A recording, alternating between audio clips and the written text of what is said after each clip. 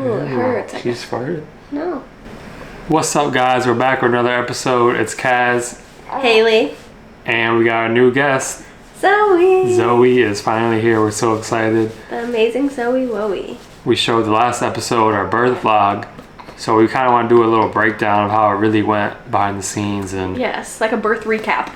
yeah, so we're going to take you guys into it. So let's go. Yeah, so we're so glad to be home, guys. We were in the hospital for 5 days, so...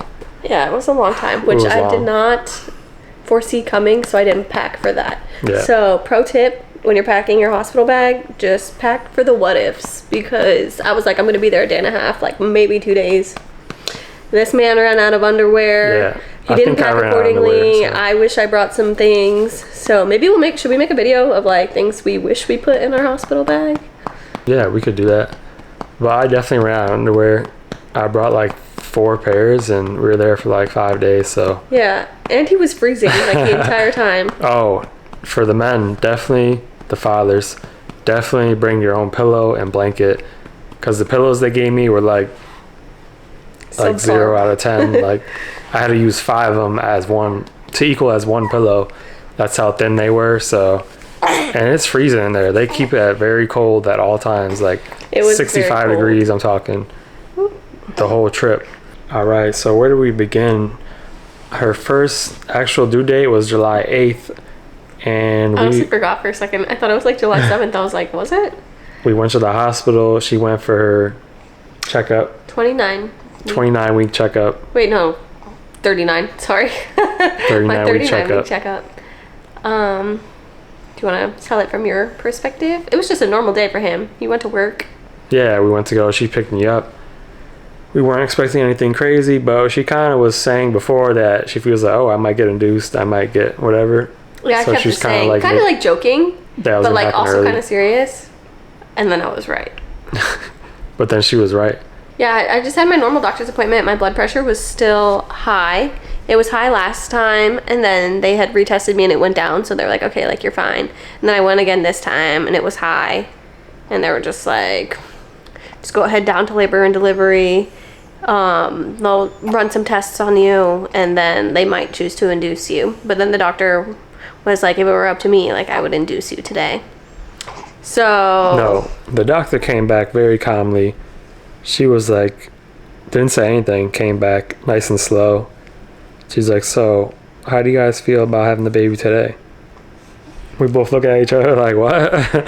Which, I mean, like, part of me was kind of like, heck yeah, I want to meet my baby. But then the other part of me was like, whoa, like, I don't want an induction.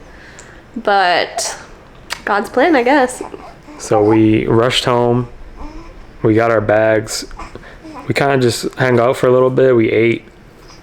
And we made sure we had everything before we go. So it wasn't too, like, rushed how we showed it in the vlog. So we definitely had time to prepare and pack. Yeah, I mean, I don't even feel like in the vlog it seemed super rushed. Like, we were already packed. Like, my makeup was already done. Like, the only thing I really wanted to do is, like, I wanted to get a little snack. So I had a smoothie. And then I showered because I just didn't know. Like, I wanted to have my last shower at the house. So yeah, we did that. And then we just went back.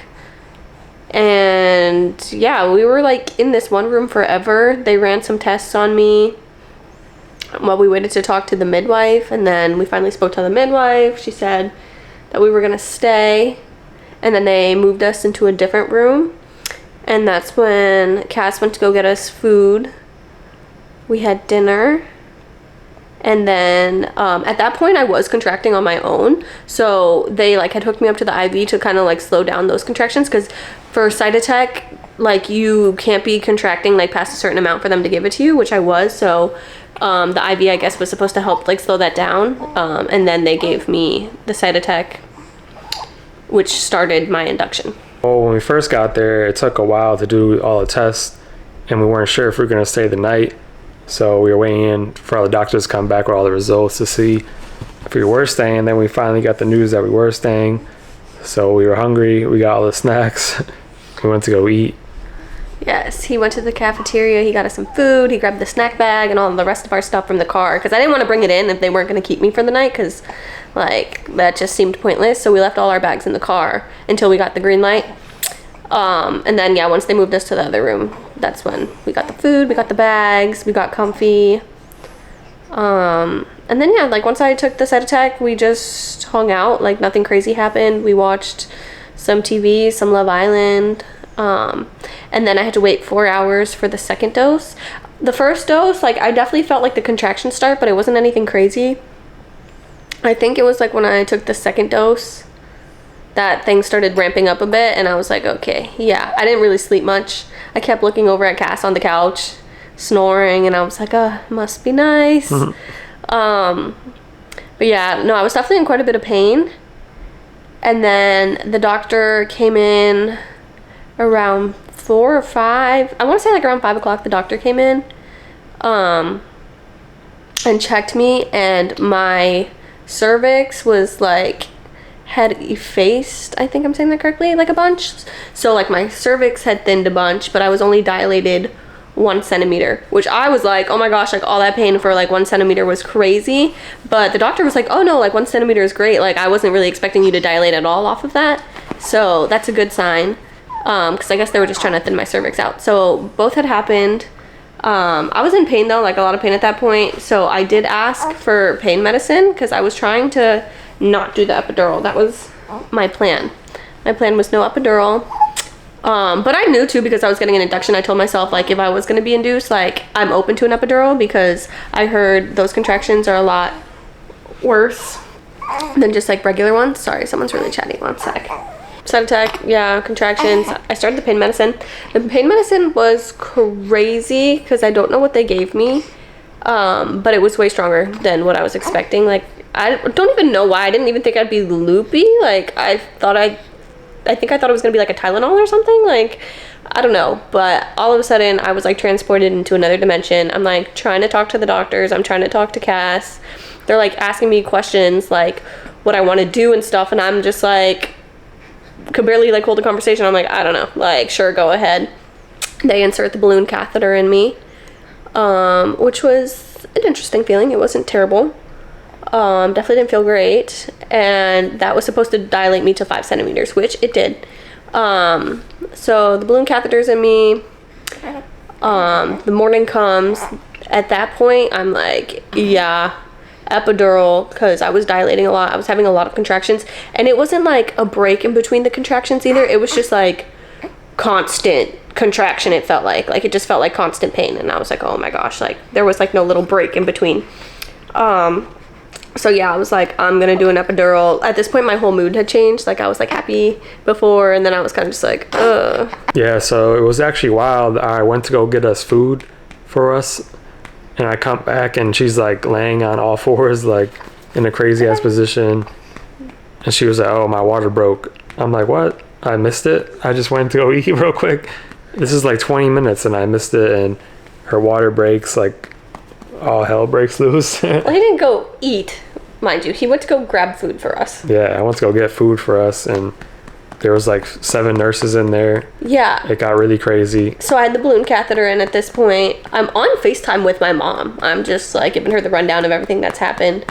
And I hear like a little burst or whatever, and like water just starts gushing everywhere. It goes all over my little hospital bed, all over the floor. The nurse said I had like some kind of thing, I forgot the term for it, but where I had like excess water in my sac, because there was definitely a ton. He's gone.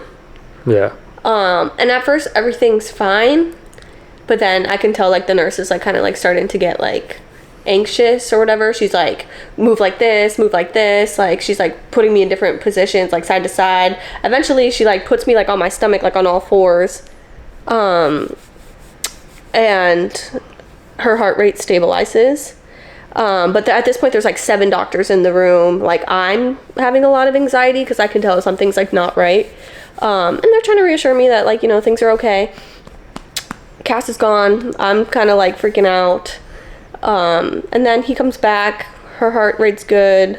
I just had to chill in that position for a while, and it was great because like I'm not wearing any bottoms, right? So there's 7 doctors and my butt is just in the air, in the wind for everybody to see.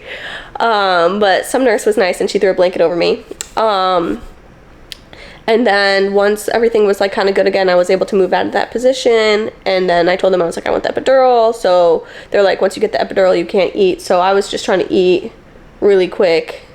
And then we ate, and then the people came in for the epidural, except the epidural didn't go as I had thought it would. He actually got to stay in the room for it, which I was surprised because I thought they made like the guy leave from like vlogs that I've seen. Yeah, I was right there holding her hand the whole time, right in front of her. Yeah. And but it was a doctor training. Well, I don't know if she had ever done one before, and this is like no like jab at her or whatever. Like it was just like someone was like coaching her through it, showing her like telling her how to do it. So it took way longer than I think it normally supposed to take. So I had to be in this position for a while. I was not comfortable. And then also it only worked on half my body, which sucked. And plays a part into why my C-section went the way it did. So yeah, it only worked on half my body, and then I think her heart rate dropped again. The doctors come back in, I'm again a ball of anxiety, her heart rate stabilizes, everything's fine for a while. I'm at this point, I'm like 8 centimeters dilated, I think. Yeah, I'm like 8 centimeters dilated. They wanted to start me on Pitocin, but I was really nervous at this point, and at this point in my head, I'm trying to like, I'm like kind of telling myself like, hey, you really might end up having a C-section, like, because before this, like, I hadn't even, like, it didn't even cross my mind. Like, I was like, I'm gonna push her out, everything is gonna be great, because I had such an easy pregnancy, and I thought my birth would be the same. Wrong.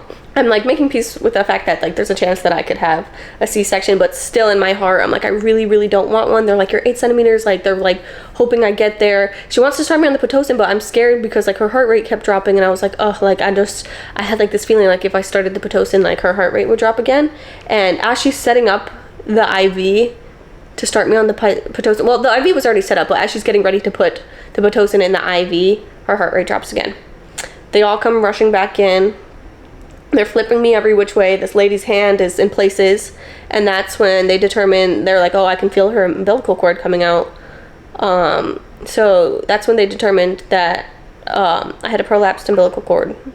So they really quickly, like, they were like, move, like, they unhook me from things. They're getting the little bed ready to roll. Yeah, this is when it got crazy. 7 nurses came rushing in. I'm just standing there watching, like, wow, everything's unfolding right now. It's like a movie. And they drag her out of the room, like speeding out of the room. Yeah. And like at this point, like me and Cass didn't even have like an opportunity to talk to each other. Like No. I keep looking over, but like I'm also like trying not to like freak out and cry because it was really scary. Like Yeah. just like feeling like something was wrong and like things could potentially go bad. So yeah, they wheeled me out of there at like the speed of light, and like the nurse like literally rode on like the hospital bed with me. Like she kept her hand like on the umbilical cord the whole time.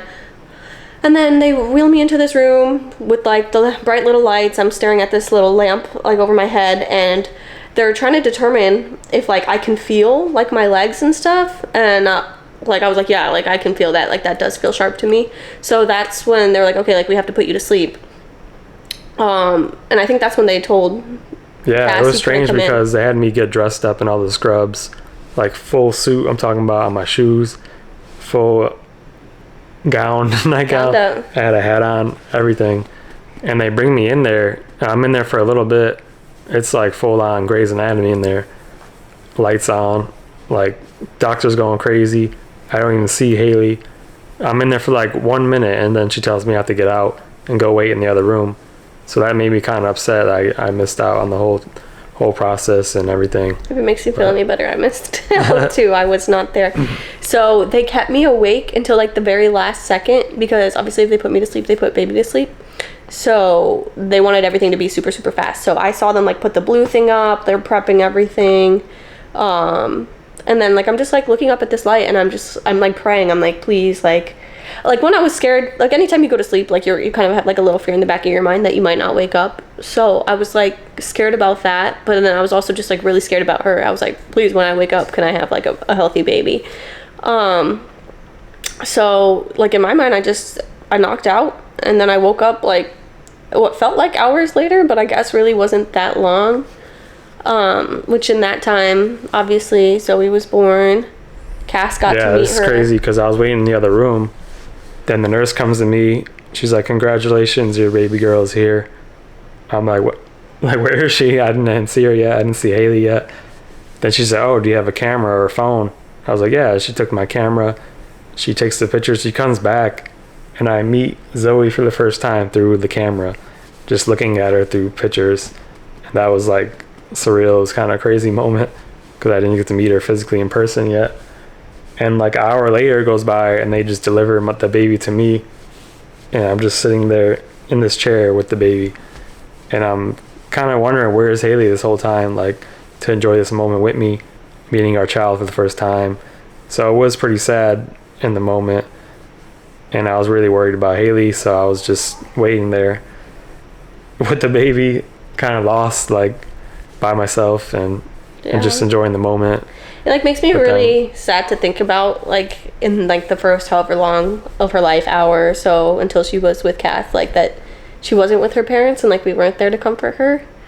Like, that does like make me really sad, but I mean, it is what it is. Like, she's here and like everything's fine, so like I'm really like grateful for that. And then yeah, like when I did finally wake up, I was like really out of it. I was really confused. For the first thing I see Cass sitting in a chair. I don't see the baby.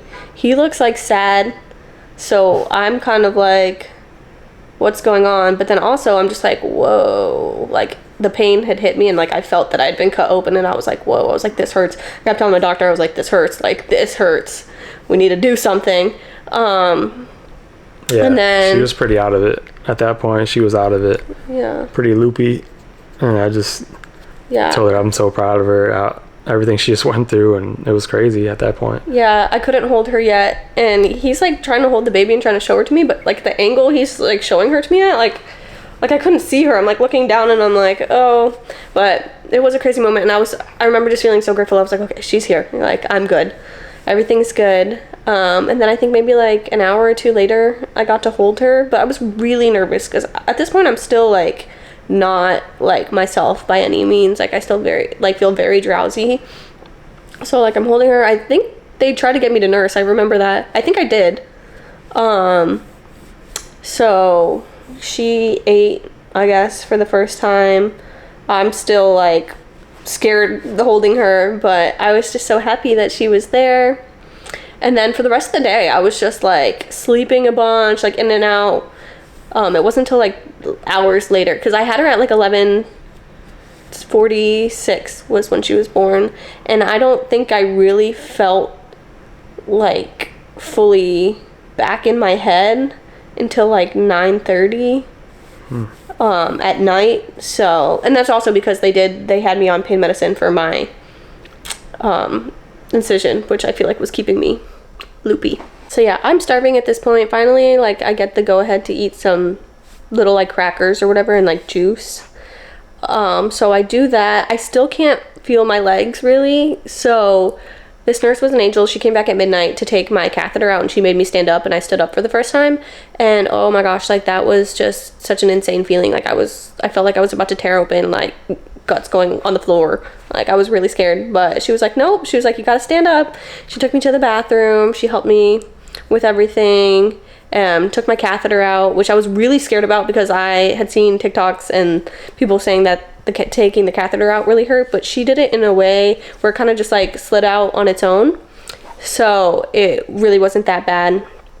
Had some snacks, tried to sleep, but I was also like sad because like anytime she cried or whatever, like I would have to ask him to bring her to me. Like I couldn't, because of like my incision, I couldn't just like get up and grab her and like do the things I wanted and just like be the mom I wanted to be like off the bat, which just like, it just kind of sucked laying there and feeling like I needed help to help my baby.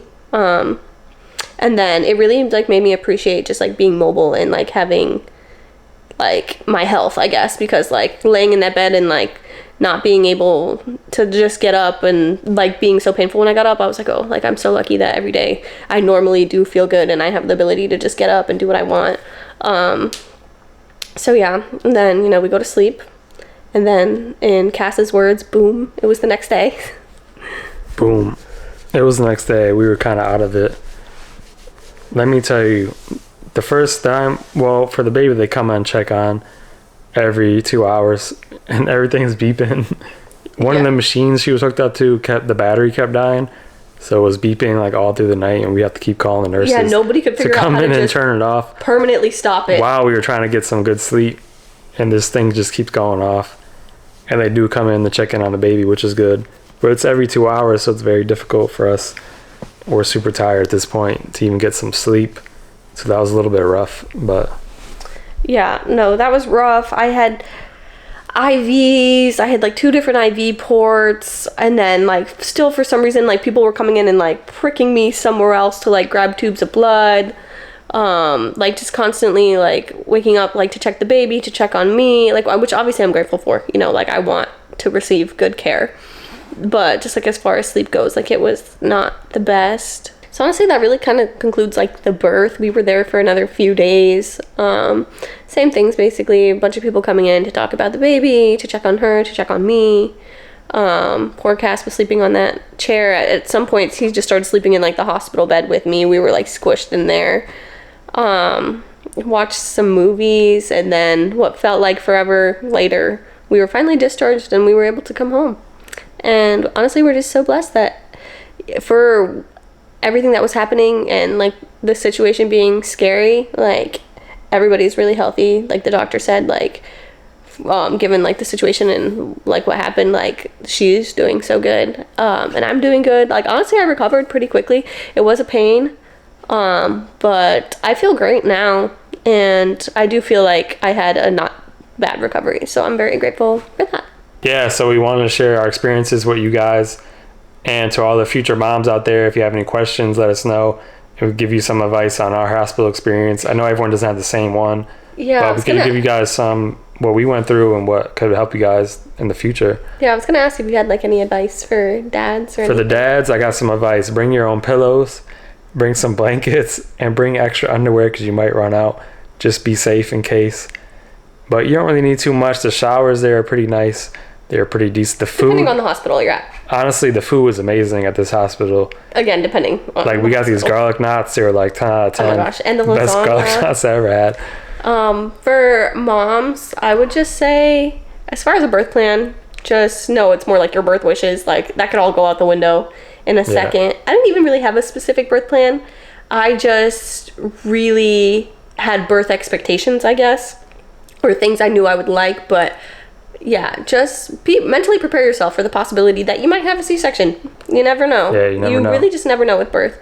And then also, you know, bring a pillow for you too, because I had the same pillows as him and they were not good. So just expect the unexpected and always be ready. Stay patient, guys, because there's a lot going on, and you can start freaking out, but the doctors are there to take care of you, and they did a really great job for us to help remain calm throughout these crazy situations. God for them. So they helped us out a lot. And just don't lose faith, and keep going, man. Keep on going. Keep going, because baby came out healthy and it was all worth it. Yes, it was. I would do it 100 times over, 1,000 times over. We love you, Zoe. We love you, Zoe. Thank you guys for watching. We got more videos coming. We're new parents, so we're excited. Lots of content. Make sure you subscribe. Tell your mom to subscribe. Tell your uncle to subscribe. Oh. Thank you guys, and we'll see you on the next episode. Peace.